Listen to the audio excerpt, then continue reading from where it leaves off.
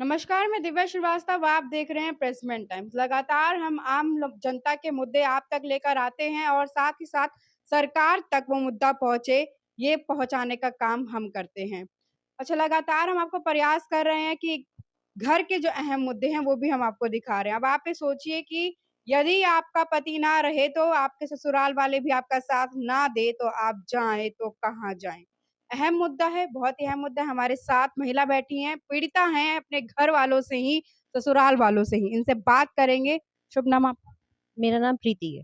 अच्छा, प्रीति जी, ये बताइए पहले तो आपकी शादी कब हुई और फिर कैसे सिलसिला शुरू हुआ और किस प्रकार से उत्पीड़न हुआ? शादी मेरी 2007 में हुई थी और हस्बैंड मेरे एक्सपायर हुए हैं 2019 में। उसके बाद से मैं पिछले 2 3 साल से कोशिश कर रही हूँ कि मैं ससुराल में रह पाऊँ। मेरी लगातार अपने जेठ से बात हो रही है। वो मुझे आश्वासन दे रहे थे कि वो मेरा रहने का वहाँ पर करा देंगे, बट उन्होंने नहीं करा पाए। इसके बाद अभी अप्रैल में मुझे पता चला, उन्होंने मुझे नहीं बताया, मुझे कहीं और से पता चला कि मेरी सास अब नहीं रही हैं। उस सब मैं उसके बाद वहाँ घर गई, तब उन्होंने मुझे कहा कि इस घर में आपका कोई भी अधिकार नहीं है और यहाँ मैं आपको रहने की कोई भी अनुमति नहीं दूँगा। एक मिनट। बड़ी बात ये है कि चलिए ठीक है, जब आपके पति की डेथ कब 2019 जनवरी। 2019 जनवरी में हुई, उसके बाद जब पति नहीं रहे तो ये ससुराल में रहने की माँग करती हैं, वहाँ पे रहने नहीं दिया जाता। इनके जेठ कहते हैं कि कुछ समय रुक जाइए, थोड़ा जब तक हमारी माताजी हैं मतलब अभी नाराज़ हैं, लेकिन जब वो ठीक हो जाएँगी, उनसे बातचीत करेंगे तब आप रह सकती हैं। लेकिन फिर ऐसा नहीं होता है, उसके बाद वो घुमा-फिरा के बातें करते हैं और फिर जब इनकी सास नहीं रहती हैं, यानी उनकी माताजी नहीं रहती हैं, तब भी वह नहीं रहने देते। फिर उसके बाद आप क्या करती? उसके बाद हमने पता किया पुलिस में 1090 के पास गए, तब वहाँ से पता चला हमको कि इन्होंने मकान 2021 अक्टूबर में ही अपने नाम पे ये करा चुके हैं, जिसकी मेरे पास कोई भी जानकारी नहीं थी। आपसे मतलब बिना बताए इन्होंने मकान कहीं और कर इन्होंने मेरे से कोई भी मेरे को पता नहीं था। अब वो तो मुझे अभी पता चला, अब पता चला 2021 में ये करा चुके हैं। पता तो मुझे अभी चला है 1 महीने पहले, 1 महीना भी नहीं हुआ। उसके बाद अच्छा आपका वहाँ पे सामान भी था?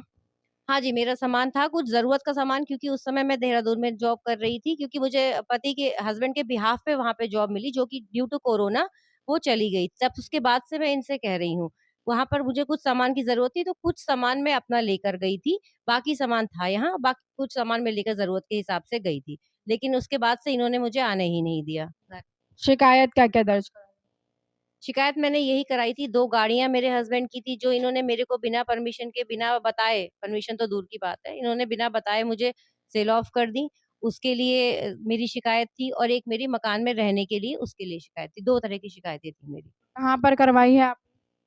ये महिला कल्याण और बाल कल्याण वाले में कराई है, और एक हमने पुलिस के यहाँ से कंप्लेंट कराई थी, जिसके लिए कार्ड का तो इन्होंने क्योंकि इनकी गलती थी, इसलिए इन्होंने दे दिया उसका मुआवज़ा, और बाकी उसके लिए दूसरे 22 तारीख की इन्होंने डेट ली थी मकान के लिए, लेकिन उसमें ये नहीं आए। ये 22 मई की बात है। हाँ जी, 22 मई की बात कर रही हूँ, जिसमें ये नहीं आए। अच्छा, ये सिलसिला किसका था? मकान को लेकर था? हाँ जी, ये सिलसिला मकान के लिए ही इन्होंने समय माँगा था कि मुझे कुछ सोचने का समय चाहिए, पर सोचने के समय के इसमें लिए सोचना क्या है? आपका तो वो राइट है, इसमें सोचने वाली क्या बात है? आपको मिलना चाहिए, इसमें सोचना क्या है? उन्होंने कहा था कि उनको सोचने के लिए समय चाहिए, उनको अपनी बहनों से डिस्कस करना है, उसके लिए उन्हें समय चाहिए। लेकिन समय हमने उनको पूरा दिया, पिछले 2 3 साल से हम उनको समय ही दे रहे हैं। लेकिन अभी भी हमने उनको 15 दिन का और समय दिया, जिसके बाद हमने 22 तारीख की डेट लगाई थी, जिस पर भी वो नहीं आए। अच्छा, आपका बच्चा भी है? हाँ जी, बच्चा है जो मेंटल डिसेबिलिटी थोड़ा है, उसको ऑटिज़्म है, जिसका सर्टिफ़िकेट भी है मेरे पास, और वो भी अपने पूरी तरह से सब कार्य करने में सक्षम नहीं है, अच्छा, आपका कितने स वर्ष का बेटा है? 10 वर्ष का। 10 वर्ष का है। अच्छा, एक बात और पूछूँगी आपसे, अभी आपका घर कैसे चल रहा है? अभी मैं कहीं वहीं प्राइवेट नौकरी करके घर चला रही हूँ, लेकिन जो भी मैं अपनी माँ के साथ रह रही हूँ, इसलिए मैं चला पा रही हूँ। अदरवाइज़ मतलब जितनी प्राइवेट मतलब 10,000 सैलरी में बच्चे के साथ और किराए के मकान में रहना संभव नहीं है किसी भी तरह से। आज का समय जो है वो महँगाई का भी है।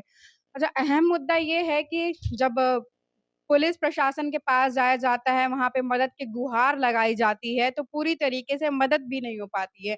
यदि वह 22 को नहीं पहुँचे थे, तो पुलिस को कड़ी कार्यवाही करनी चाहिए थी। अच्छा, पुलिस ने क्या कहा?